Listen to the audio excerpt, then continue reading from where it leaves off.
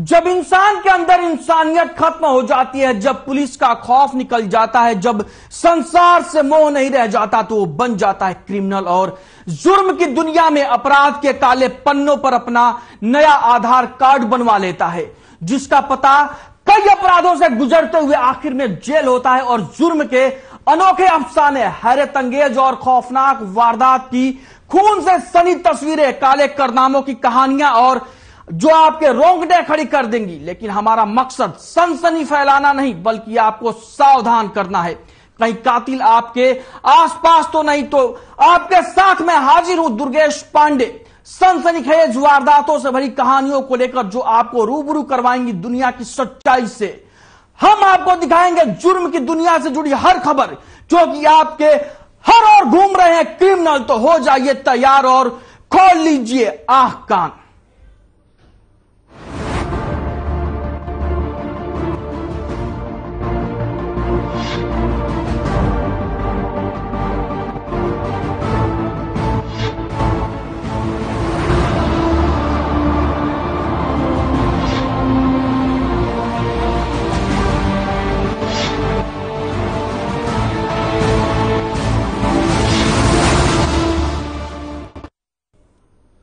Delhi NCR में प्यार करना, साथ रहना और फिर हत्या कर रास्ते से हटा देने का ट्रेंड चलता दिखाई देने लगा है। फ्रिज तो हत्या करने के बाद शव को सुरक्षित रखने का नया ठिकाना बनकर उभरता दिख रहा है। पहले श्रद्धा वॉलकर का मामला सामने आया और अब झज्जर जिले की रहने वाली निक्की यादव इसका शिकार बनी है। देखिए यह रिपोर्ट और समझिए क्या है पूरा मामला।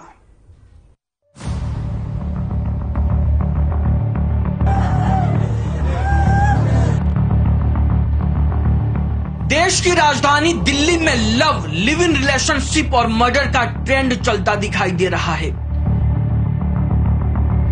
वहीं कत्ल के बाद फ्रिज लाश को छुपाने के लिए सुरक्षित ठिकाने के रूप में सामने आ रहा है। लव, लिव इन रिलेशनशिप और मर्डर का श्रद्धा वॉलकर हत्याकांड के बाद दूसरा तो कत्ल करके फ्रिज में लाश को रखने का तीसरा मामला सामने आया है। अब इस खतरनाक सिलसिले का शिकार झज्जर की निक्की यादव नाम की युवती बनी है। निक्की को उसके लिव इन पार्टनर साहिल गहलोत ने मौत के घाट उतार दिया और उसके शव को अपने ढाबे के अंदर फ्रिज में छुपा दिया, जिसके बाद एक बार फिर से दिल्ली में हुई श्रद्धा वॉलकर हत्याकांड लोगों के जेहन में ताजा हो गई।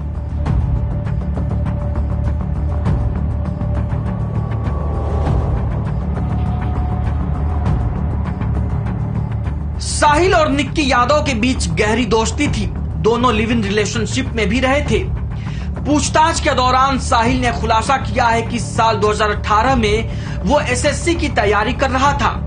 इसके लिए उत्तम नगर में कोचिंग के लिए जाता था और निक्की यादव उत्तम नगर में मेडिकल की तैयारी करने के लिए जाती थी। इस दौरान दोनों एक ही बस से जाते थे और दोनों के बीच दोस्ती हुई थी।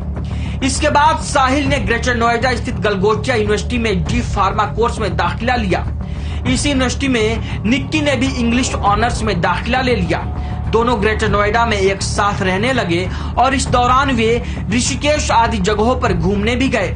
लॉकडाउन के दौरान दोनों अपने अपने घर लौट गए। लॉकडाउन खुलने के बाद दोनों फिर से उत्तम नगर इलाके में ही किराए पर रहने लगे। दिसंबर 2022 में साहिल के परिजनों ने उसका रिश्ता किसी और लड़की के साथ तय कर दिया। साहिल उस लड़की से शादी नहीं करना चाहता था, लेकिन अपने परिजनों के दबाव में वो शादी के लिए तैयार हो गया और उसने निक्की से इस बात को छुपाया। 10 फरवरी को साहिल की शादी थी और किसी तरह से निक्की को इसकी भनक लग गई। निक्की ने इस शादी का विरोध किया क्योंकि वो साहिल से शादी करना चाहती थी, लेकिन साहिल के परिवार वाले इसके लिए राजी नहीं थे। साहिल भी अपने परिवार वालों के खिलाफ नहीं जाना चाहता था। उसने 9 फरवरी को निक्की को मिलने के लिए कश्मीरी गेट इलाके में बुलाया। पुलिस का दावा है कि इस मुलाकात के दौरान दोनों के बीच गर्मागर्मी हुई और इसी में साहिल ने युवती की गला दबाकर हत्या कर दी। हत्या करने के बाद वो युवती के शव को वर्णाकार में लेकर मित्राऊ गांव में अपने ढाबे पर गया और यहाँ फ्रिज में उसके शव को छिपा दिया।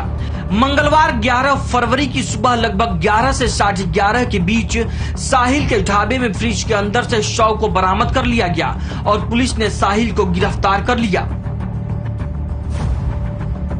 निक्की की हत्या की जानकारी मिलते ही उसके परिवार और गांव में मातम पसर गया। दिल्ली पुलिस ने निक्की के मारे जाने की सूचना उसके परिजनों को दी। वहीं निक्की के पिता ने आरोपी साहिल को सजाए मौत देने की मांग की है।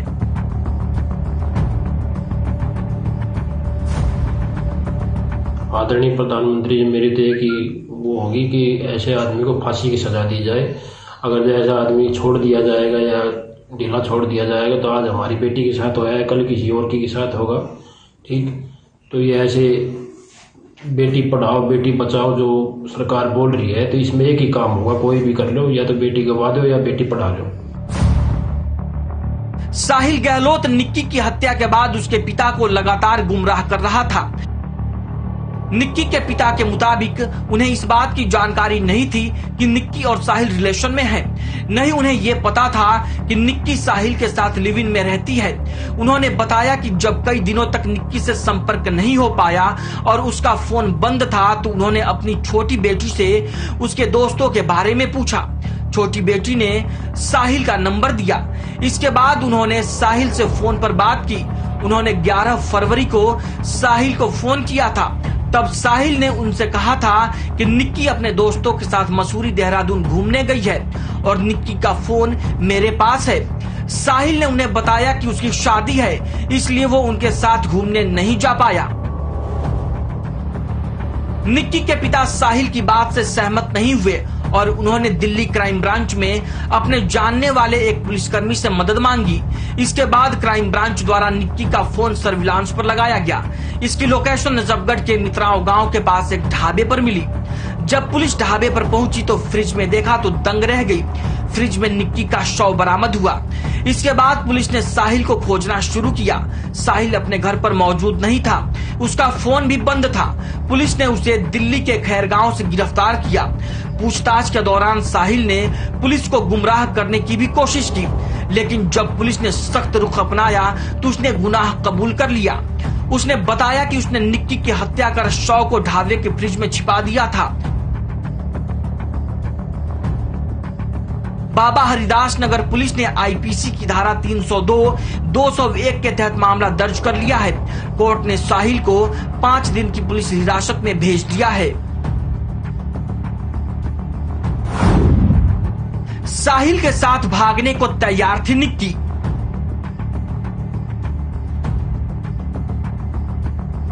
साहिल गहलोत ने पूछताछ में बताया कि दिसंबर 2022 में उसके परिजन उस पर शादी के लिए दबाव डाल रहे थे। उसके बाद उसने शादी के लिए हां कह दिया। उसकी 9 फरवरी को सगाई और 10 फरवरी को शादी थी। जब साहिल की शादी की बात निक्की को पता चली तो दोनों में झगड़ा हुआ। निक्की ने साहिल पर शादी तोड़ने का दबाव भी डाला। इसके बाद निक्की और साहिल ने शादी से पहले भागकर गोवा जाने का फैसला किया। निक्की ने तो टिकट भी बुक करा ली थी। दोनों ने एक साथ सुसाइड के बारे में भी सोचा, लेकिन साहिल गहलोत गोवा जाने से पीछे हट गया। 40 किलोमीटर तक घुमाता रहा कार में। सूत्रों के मुताबिक निक्की ने साहिल को केस करने की धमकी दी। इसके बाद साहिल उसे बाहर घुमाने के लिए कार में ले गया। कार में भी दोनों के बीच शादी को लेकर झगड़ा हुआ, जिसके बाद साहिल ने कश्मीरी गेस्ट और आईएसबीटी के पास कार में मोबाइल डेटा केबल से निक्की का गला घोट दिया। इसके बाद उसने निक्की के शव को ड्राइवर की बगल वाली सीट पर रखा। वो दिल्ली की सड़कों पर 40 किलोमीटर तक शव लेकर घूमता रहा। इसके बाद वो शव को लेकर ढाबे पर पहुंचा, जहां उसने शव को फ्रिज में छिपा दिया। निक्की की हत्या के बाद साहिल ने परिजनों के कहने पर दूसरी लड़की से शादी कर ली। फिलहाल निक्की के शव का पोस्टमार्टम पूरा हो गया है।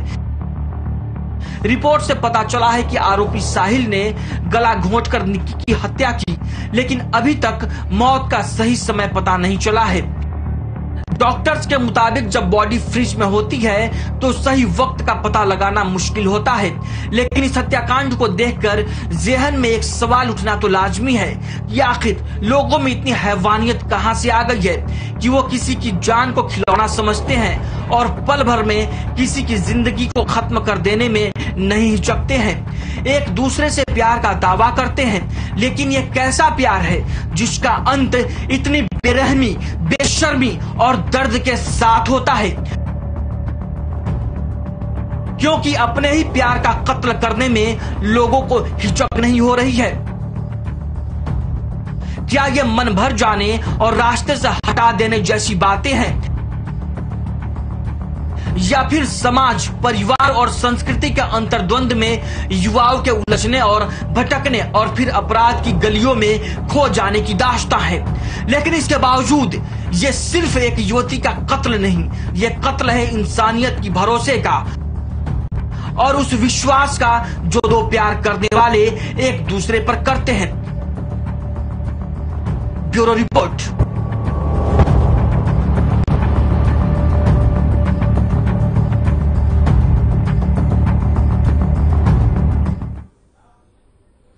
कहीं ऐसा ना हो अब दिल्ली के लोग फ्रिज खोलने हुए डरने लगे। पिछले 9 महीने में 3 अलग अलग फ्रिज, 3 लाशें उगल चुकी हैं।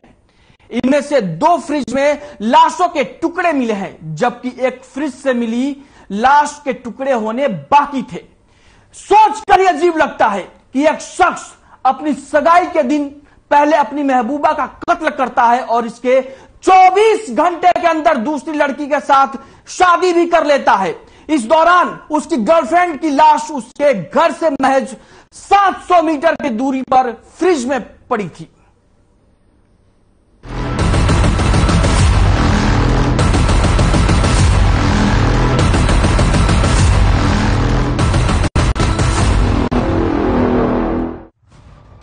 निक्की यादव का मर्डर, उसके शव को फ्रिज में रखना, फिर उसके बाद साहिल की सगाई और फिर शादी, ये पूरी कहानी साहिल गहलोत के दिमाग में चल रहे किसी बड़ी प्लानिंग और उसके शैतानी और हैवानियत भरे दिमाग पर कई सवाल खड़े करती है।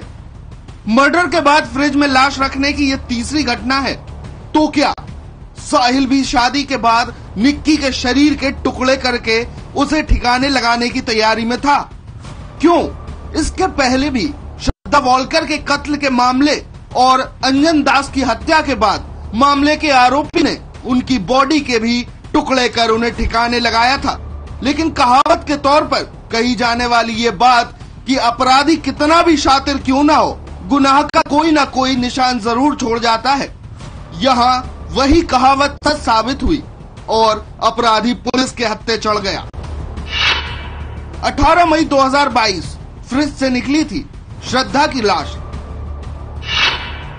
30 मई 2022 फ्रिज में कैद थी अंजन दास की लाश। 10 फरवरी 2023 अब एक फ्रिज में उगली निक्की यादव की लाश। शायद साहिल गहलोत ने भी शादी से निपटने के बाद निक्की के शव को श्रद्धा और अंजन के शव के ही तरह ठिकाने लगाने के बारे में सोचा होगा, लेकिन गुनाह को छुपाने की उसकी कोशिश नाकाम रही। इन सबके बीच निक्की से प्यार करने का दावा करने वाले साहिल के दिल में दरिंदगी किस कदर भरी है, इसकी बानगी निक्की के कत्ल, फिर साहिल की सगाई और शादी की पूरी दास्तां चीख चीख कर दर्ज करा रही है।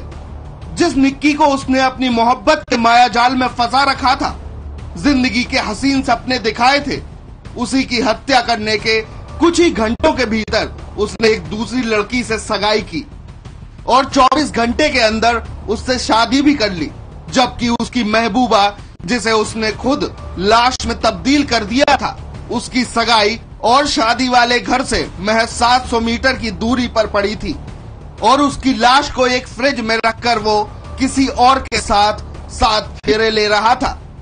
लेकिन साहिल ने अपनी इस काली करतूत को इस तरीके से छुपाए रखा कि उसके खूनी चेहरे पर किसी की भी नजर नहीं पड़ी। अपनी महबूबा की हत्या का ये आरोपी मुस्कुराते हुए एक दूसरी लड़की के साथ जीने मरने की कस्में खा रहा था। अपनी प्रियसी से उसकी जिंदगी छीनकर और उसके साथ किए गए तमाम वादों का गला घोटकर एक दूसरी लड़की को अपना जीवन साथी बना रहा था। जन्मों जन्म का उसका साथ निभाने की कस्में खा रहा था। लेकिन शायद शादी के पवित्र बंधन के साथ साहिल को अपना पति परमेश्वर बना रही उस लड़की को भी नहीं मालूम था कि जिसे वो अपना परमेश्वर बना रही है वह कितना बड़ा हैवान है, चेहरे बदलने में कितना माहिर है, और शादी के चंद घंटों के बाद ही उसके वो सब सपने चकनाचूर होने वाले हैं जिसको उसने न जाने कब से सजा रखे हैं। साहिल की ये करतूत न सिर्फ निक्की से उसकी जिंदगी छीन ली, बल्कि उसने एक और मासूम की जिंदगी भी बर्बाद कर दी, जिसने पता नहीं कितनी हसरतों को लेकर साहिल के साथ दाम्पत्य जीवन में प्रवेश किया था। एक शैतानी सोच ने न सिर्फ 3 जिंदगियों को तहस नहस कर दिया, बल्कि 3 परिवारों में भी भूकंप से भयंकर हलचल पैदा कर दी, जिसकी न जाने कब तक भरपाई हो पाएगी। Bureau report.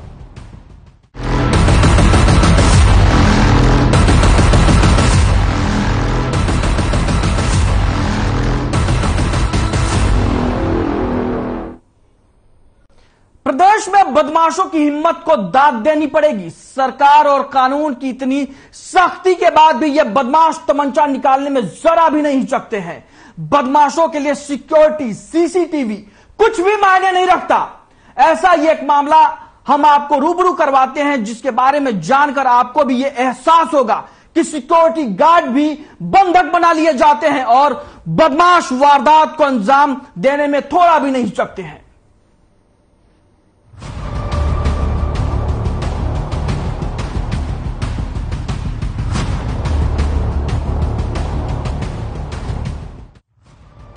आमतौर पर जहां सिक्योरिटी सिस्टम तगड़ा हो वहां कोई भी वारदात करने से डरता है, लेकिन गुरुग्राम के इन दबंगों की दबंगई तो देखो, जिन्होंने IMT मानेसर सेक्टर 4 की एक कंपनी में गन पॉइंट पर गार्ड को बंधक बनाकर डकैती की। बता दें कि 10 से ज्यादा बदमाश यहां आए और ऑटो पार्ट्स बनाने में इस्तेमाल होने वाला करीब 30 लाख का सामान 3 पिकअप में भरकर ले गए। लूट के बाद जब ऑफिस स्टाफ यहां पहुंचा तो वारदात का पता चला। यही नहीं, बदमाशों के हौसले तो देखिए, जैसे आने से पहले पूरी प्लानिंग की हो। बता दें कि बदमाश कंपनी के सीसीटीवी कैमरे की DVR और 2 LED भी ले गए। अब ऐसे में क्या करे पुलिस और प्रशासन? सबको हिला देने के लिए ये 10 बदमाश काफी थे। हाथ में तमंचा और मार देने जैसी धमकियों से भरी बुलंद आवाज, ये थी इन बदमाशों की पहचान।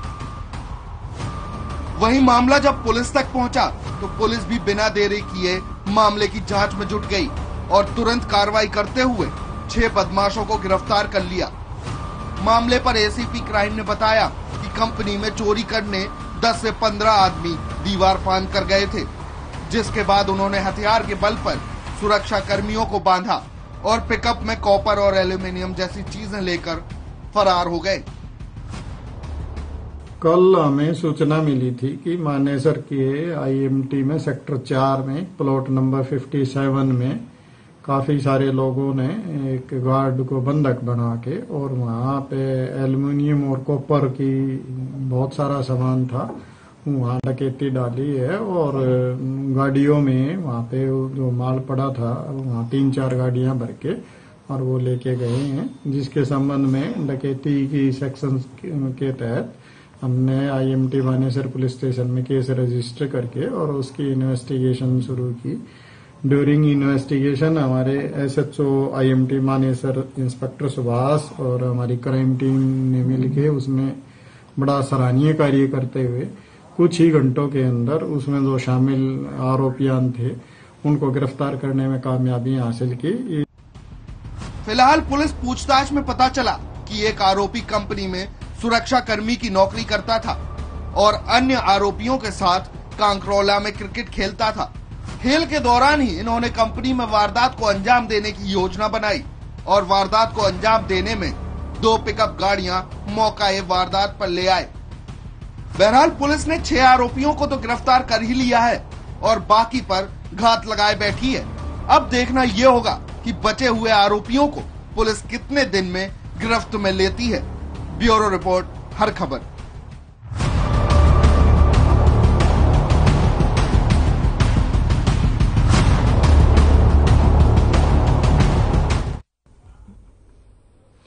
फरीदाबाद में 7 फरवरी को बनकपुर गांव में रहने वाले एक 17 साल के छात्र की निर्मम हत्या कर दी गई, लेकिन मामले में कोई कार्रवाई नहीं हो पाई, जिसकी कार्रवाई की मांग को लेकर ग्रामीणों को कमिश्नर कार्यालय के सामने प्रदर्शन करना पड़ा, जिसके चलते पुलिस कार्रवाई के लिए बाध्य हुई और पुलिस कमिश्नर ने आरोपियों की सूचना देने पर 50,000 रुपए के इनाम की घोषणा कर दी। देखिए रिपोर्ट।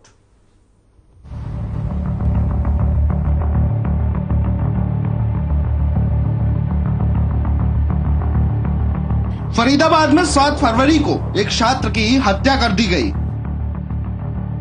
इस मर्डर मामले में पुलिस की कार्रवाई न किए जाने पर बनकपुर गांव के लोगों ने कमिश्नर कार्यालय पर जमकर बवाल काटा। मामला इतना गंभीर देख खुद पुलिस की हवा खराब हो गई। आलम यह था कि पुलिस कमिश्नर को खुद आगे आना पड़ा और ग्रामीणों को आश्वासन देते हुए आरोपियों को जल्द गिरफ्तार करने की बात कही। साथ ही आरोपियों की सूचना देने वाले व्यक्ति को 50,000 का इनाम देने की घोषणा भी कर दी। वहीं धीरे धीरे मामले ने राजनीतिक तूल भी पकड़ लिया और ग्रामीणों के साथ प्रतला के पूर्व विधायक पंडित टेकचंद भी मौके पर पहुंच गए और पुलिस व्यवस्था को लेकर सवाल उठाए और बताया कि हत्या के मामले में पुलिस ने कोई कार्रवाई नहीं की है। वहीं प्रतला से बीजेपी के वरिष्ठ नेता दीपक डागर ने भी पुलिस की कार्यशैली पर सवालिया निशान खड़े किए हैं और कहा है कि पुलिस ने कई दिन बीत जाने के बाद अभी तक आरोपियों को गिरफ्तार नहीं किया है। जल्द ही कार्रवाई नहीं हुई तो ग्रामीण फिर से कमिश्नर कार्यालय का घेराव करेंगे। समझ साथी, हमारे यहाँ पे ये कोई राजनीतिक मंच नहीं था। ये विपिन नाम का जो हमारा एक बच्चा पिछली 5 तारीख को, जो 7 तारीख को, जिसको खींच करके बीच में से 3 बच्चों में से खींच करके चाकुओं से निर्मम हत्या की, उसके बारे में डीसीपी साहब ने 2 दिन का टाइम दिया था। 2 दिन तक लोग शांत रहे। आज वो 4 दिन हो चुके हैं, अभी तक एक भी उनमें से पकड़ा नहीं गया है। जैसा कि आप सभी को विदित है कि जो 17 वर्षीय छात्र था जिसकी चाकुओं से गोदकर हत्या कर दी गई थी, इस मामले में तुरंत पुलिस ने कार्रवाई करती है, मुकदमा दर्ज किया है। इसमें क्राइम ब्रांच की 5 टीमें लगी हुई थी और एक SHO की टीम लगी हुई है। इसमें 3 दिन हो गए हैं, आज तीसरा दिन है। तो इसमें लोगों का कुछ था, रोष था कि भाई अभी तक आरोपी पकड़े नहीं गए हैं। तो पुलिस आयुक्त महोदय के यहाँ पे कुछ लोग आए थे, गांव के लोग, और जो कुछ मौजूद लोग आए थे, तो उनको आश्वासन दिया गया है आप लोगों के माध्यम से कि जो उनको प्रोटेक्शन देंगे।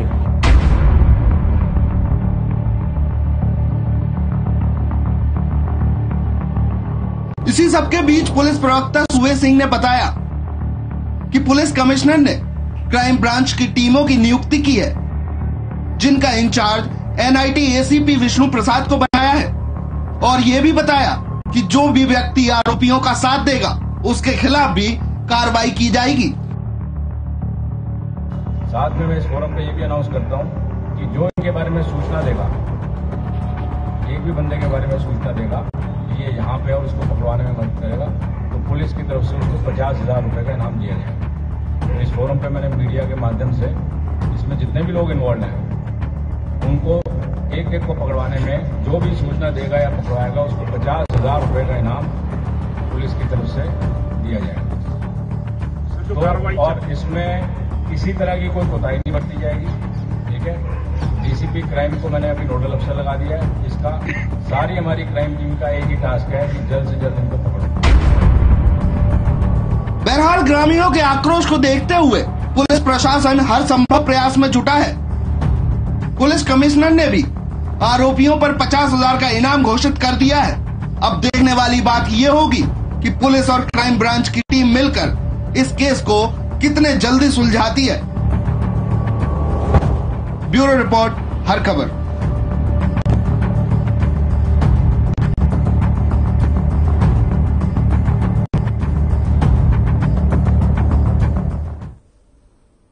तो फिलहाल के लिए हमारी इस खास पेशकश में इतना ही। मुझे दीजिए इजाजत, क्योंकि हमारा मकसद सनसनी फैलाना नहीं बल्कि आपको सावधान करना है।